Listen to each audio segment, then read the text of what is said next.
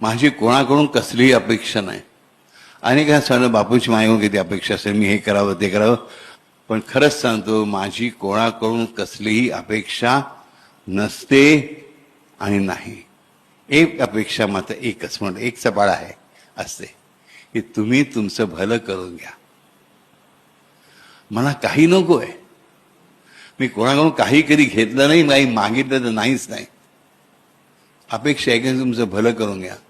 हा जन्म मिळालाय, मी आहे तुमच्याबरोबर. तुम्ही मला डोळ्याने बघता आहात,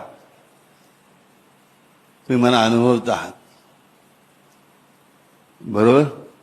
माझे शब्द ऐकता आहात, मला चालताना बोलताना हलताना डुलताना सांगताना शिकवताना बघता आहात. हे प्रत्येक जन्मात नाही लाभणार आहे तुम्हाला. कर्मानुसार भोग जन्म मला नाहीत, हे लक्षात ठेवा.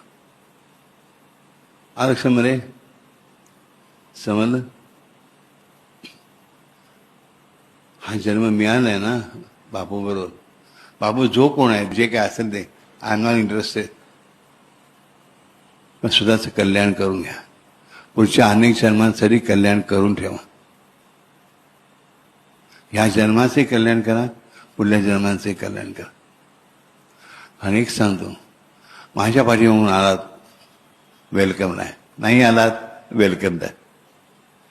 माझ्या पाठीमागून आलात तर कधीच खड्ड्यात पडणार नाहीत, तर कधीच पाय घसरणार नाही. आणि पाय घसरलाच हे माझ्या मागून चालते ना, घसरून येऊन आदळाल ते माझ्यावरच आदळाल. माझ्या कुशीत असाल, माझ्या मिठीत असाल, माझ्या आलिंगनात असाल, कारण मी पुढे चालतो. मी जाळून शुद्ध करणार आहे, जाळून मजसी शुद्ध करी.